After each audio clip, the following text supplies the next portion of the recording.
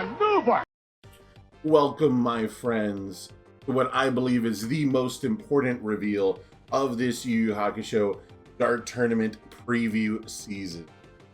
When the set was announced, and when, frankly, the Yu Yu Hakusho IP was announced, this is the character I was most excited for. This is the reason for the Dark Tournament, the big bad, the head honcho, the main villain himself, Younger Toguro.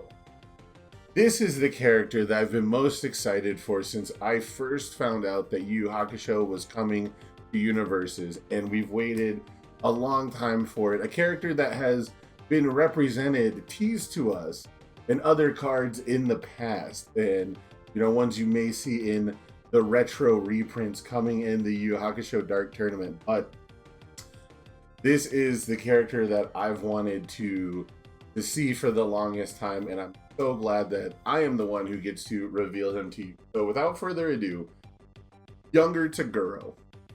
6 hand size, 32 health, all symbol, death symbol, evil symbol.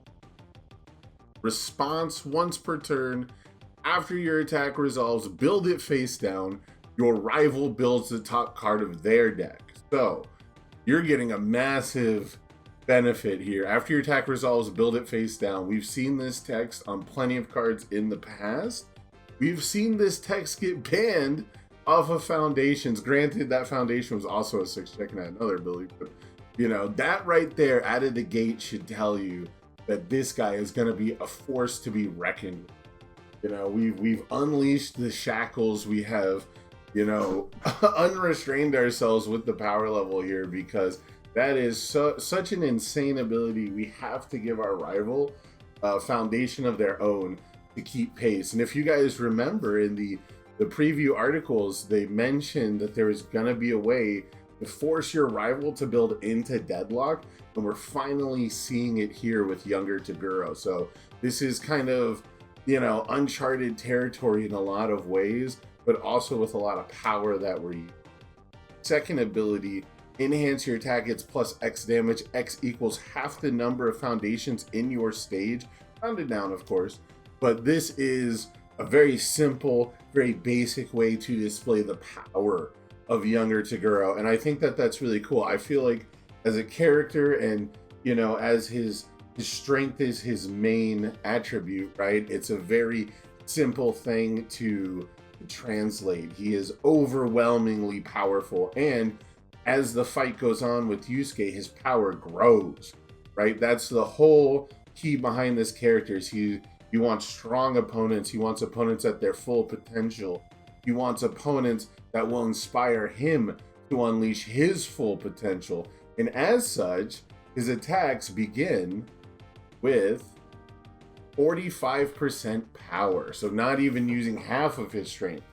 You can get a 4 high for 4 charge and slam attack with the very simple ability of, if your rival has 4 or more foundations, draw 1 card. Enhance, if your rival has 4 or more foundations, draw 1 card, is a very simple gate, a very simple effect. I love how kind of simple and on theme it is, right? It's one of those effects where no matter what deck you're playing, it's probably a pretty reliable 4 high 4 draw card. So if you need the keywords charge and slam, this is, not the most unreliable cantrip out there. But of course, if you're Younger Toguro, it's almost guaranteed. And realistically, if your opponent doesn't even have 4 foundations, you shouldn't need to draw a card, right? Yeah, 4 high 4 should be good enough if our opponent just has no resources. So I think this one is going to be a very easily draftable card. Having just a well-statted attack that replaces itself in a draft environment is going to be really strong. And again, that 4 foundation limit is, how many decks are trying to build 5 on turn 1? So the 4 foundation limit seems like really nice, easy barrier to make it not just, literally enhance draw 1 card, but pretty much every time you can expect to draw the card, I believe. And growing in strength, we have 60% power. 4 difficulty, 3 mid for 5, plus 2 high block. Enhance, if your rival has 5 or more foundations, your rival's check to block this attack gets -3. Then it also has kick and powerful 2. So this is a very interesting one because a lot of times when we've seen your rivals check to block this attack, right? On the attack itself, it says the check to completely block or the check with a specific card type. This time, it's just if your rival has 5 or more foundations. So again, very common that after turn 2, your rival's gonna want to have 5 foundations, right? And younger Toguro, of course, is gonna build them that extra foundation for the response. So a more reliable, essentially 6-speed attack, and the check hack, the rivals check to block this attack, it's -3, is generally better than having actual speed on it. The speed reset is not going to do anything to this check hack. Your opponent's going to need to find other ways to deal with that -3 to their check. So a slightly more powerful 6 mid for 5 seems on brand, right? Just low difficulty, overstated attack to once again show you just how strong and how fast, how much better than you younger Toguro is at 60% power. But what's better than 60% power, you're asking? It's 80% power. Growing almost to our full potential, we reach a 5 difficulty, 4 mid for 5, +2 mid block, but it's got breaker 1 this time. Also sporting the slam keyword, we have enhance, destroy 1 rival foundation, period. Period. That is the first thing you do with this. We just say enhance : does it resolve? And then the first thing we get to do is we get to target destroy a rival foundation. Now, in the past, 4 mid for 5s that had that text, enhance destroy 1 rival foundation, period, were top dogs. They were the cream of the crop. They were format defining. This time, it also has your rival builds the top 2 cards of their deck committed. So in the long term, our rivals' resources are not being choked. But right now in the short term, they shouldn't be able to benefit them too much, right? Those 2 committed foundations, your rival's going to need some synergy to really make good use of that. But what it's going to do is it's going to fuel the bottom enhance, because now our gate of how many foundations our opponent needs is getting pretty big. So we get to destroy a rival foundation that's going to help them and give them 2 useless blank foundations from the top of their deck committed, all in the goals of helping our opponent reach their full potential, so we can enhance that if our rival has 7 or more foundations, this attack gets 2 speed and 2 damage. So once again, we're going from a very normal statted attack, but if you are growing in power, if your stage is reaching its full potential, then we also can unleash more of our power. And the flavor for this card is so good. The flavor for the whole kit of Toguro wanting Yusuke to become a strong opponent for him, to require him to use more of his power so he can finally feel the rush of battle again. It's so cool. Needing your opponent to match you in foundations, right? Because he's building extra foundations every turn that he uses his response. He needs you to build extra foundations. He needs to build you up, to mold you into a fighter worthy of facing down a 6 mid for 7 for 5 difficulty, right? And not to mention all the damage that younger Toguro himself is going to pour onto these attacks. So very, very powerful stuff. The getting rid of the rival's resource, if we get rid of a ready resource, right, that's like 1 additional speed to all of our attacks for the whole turn. And then this one's also going to get 2 speed and 2 damage. So the overwhelming stats that younger Toguro is bringing is really impressive. And I think that this is the kind of card that if you get it in a draft environment is going to be a massive bomb, because people aren't really going to be controlling their foundations too much. The likelihood that they have adequate sacrifice outlets is probably not super reliable, right? Not as much as a constructed format. So being able to play around that 7 or more foundations gate is going to be really hard. And so in a draft environment, having high damage values is so much better, because the likelihood that people have adequate block zones and the ability to help for them and tutor up blocks and things like that, way less likely.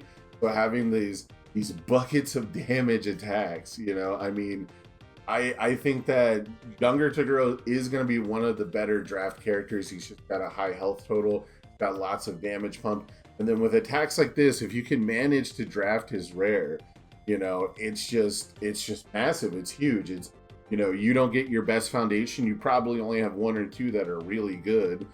You're going to lose it. And then this is going to get even bigger. So 80% power, looking like a draft bomb in the rare slot, but also looking like, you know, one of those quintessential pieces to get the younger Toguro engine rolling by, you know, essentially forcing your rival to build one additional total resource, but losing access to their best resource.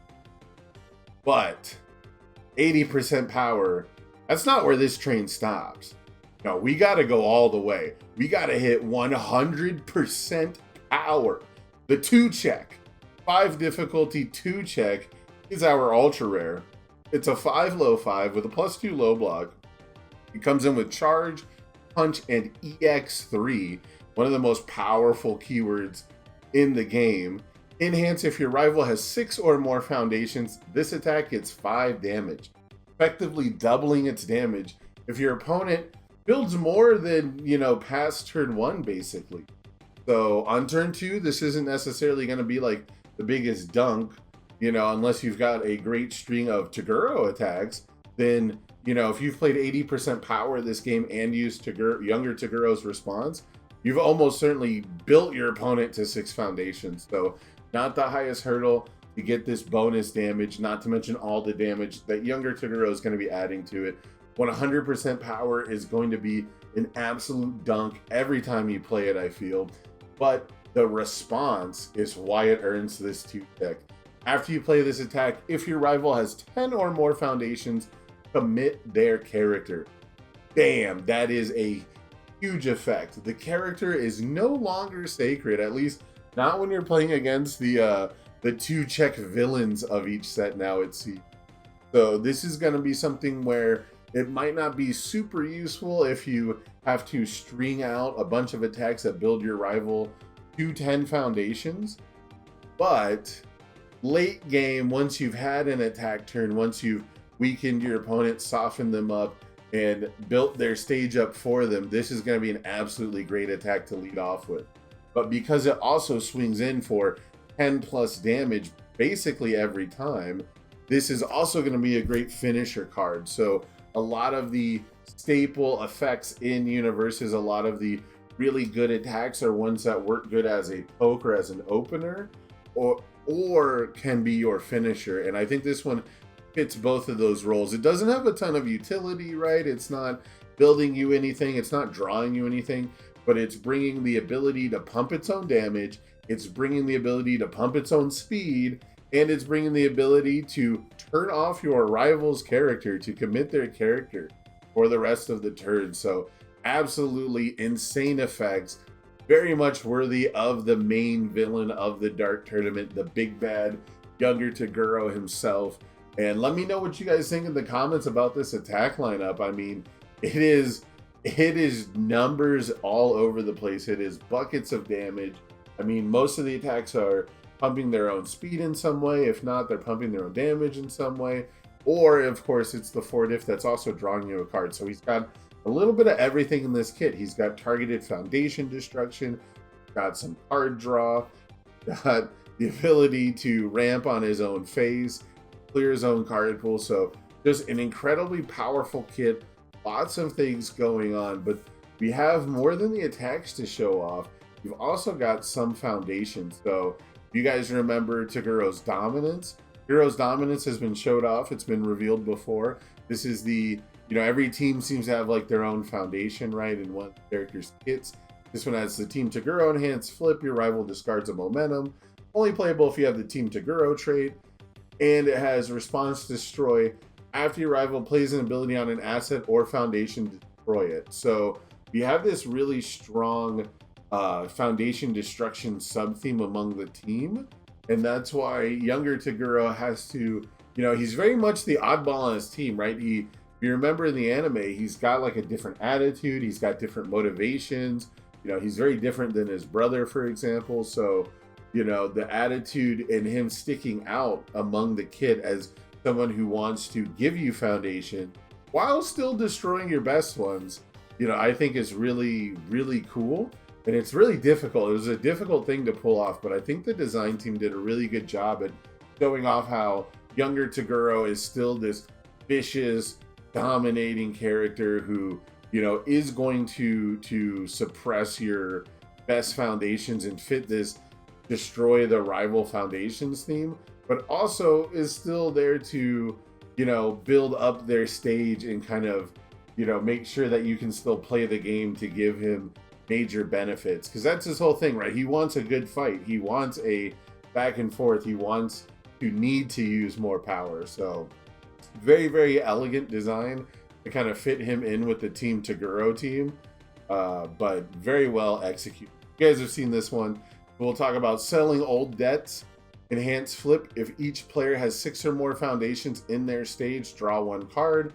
Very much like the 4 diff, this is a low barrier to get a card draw effect. In that draft environment, it's probably fairly reliable, but if you're going to be playing younger Toguro, it's almost guaranteed. So not a lot of the 1/5 flip draw cards are super usable on defense. Not many of them are usable on the first attack of a turn, but this one can be on the first attack and be used defensively. So that 6 or more foundations, I don't think a lot of people are going to want to play this card at first, but they'll probably come around if they're on these symbols, because it's got some of the easiest access to flip draw a card. Pretty simple effect there. Next up, we have Invincible Body. This has a +4 block mod. It's a 3/5, and it's got 1 ability, but that ability is really good. First enhanced remove, reduce this attack's damage to 0. So not a damage penalty, but a full-on damage reset, a damage negation, really. So you can't do anything else. You can't do any enhances before you play this ability, but you can wait. And it's not unique. So you can have multiple copies of this foundation out. You can wait for your opponent to buff up their attack, and then your first ability that you play reduces it down to 0. This is a really cool card. It causes a lot of great, what a lot of people would refer to as footsies in the community, where you have like this sort of back and forth where this is gonna encourage your opponent to not buff their attacks up all the way, right? This is going to encourage your rival to send suboptimal attacks at you, because you're gonna wait till they do all of their damage pump before you reduce it to 0. And I think effects like that are cool. Yes, I might end up taking like 6 damage instead of 8 because this is out there, and sometimes you have to make the executive decision to reduce the damage to 0 and let your opponent pump it back up to 1 or 2, because that's better than playing the game. It's better than having the back and forth where you might end up taking more damage in the long run. So I like effects like this. It's simple, it's elegant. Again, younger Toguro's kit is very simple but powerful, right? And I think that fits the character really well. It's very obvious what he's trying to do. So very cool effect. First enhance remove, reduces attacks damage to 0. It's simple, it's to the point, it's powerful. Everything about younger Toguro. Next up, we have Display of Power. The 1/5 +3 low block this time, and it has enhanced commit. If each player has 6 or more foundations in their stage, this attack gets +3 damage. So that's a lot of damage for a 1 diff. And I have personally often wondered to myself, how much damage would you have to put on an enhanced commit as the only ability of the card to make it see play? And I think 3 has been the minimum. We've seen +3 damage for an E commit with no other gate or restriction on like 1 foundation in the past. Usually it's +2 and you have to fulfill some other condition to get the 3 damage. This time we have to fulfill the condition to get any damage, But again, our rival having 6 or more foundations is so common, and if our opponent is not willing to build to 6 foundations, then we should be able to contain them long enough that we don't need the display of power, right? At least that's the thinking. So again, younger Toguro is going to make your opponent have these 6 so much of the time that it essentially free for him. And he already adds buckets of damage, so why not add a bit more? But you know, this is again very simple and to the point. Younger Toguro is an overwhelming kit. It's a kit that is making you block every attack. It is a kit that is showing you the immense strength, the immense power at all times. And display of power is the absolute best way to cap that off, to show off that with a simple mere 1 difficulty foundation, we can pump up +3 damage, a number that characters are jealous of, right? This is a number that most characters can't pump up very often. So a 1/5 +3 low block, enhanced commit. This attack gets +3 damage. Very simple, very powerful. This is I think the barrier where you need an enhanced commit to be playable, right? Enhanced commit for +1 damage is probably never going to see play. Enhanced commit for +2 damage is something we've seen on a whole lot of cards in the past that don't end up seeing a ton of play. But +3 damage on a 1 difficulty, and it's reusable, you know, this thing's going to be coming back at you next turn.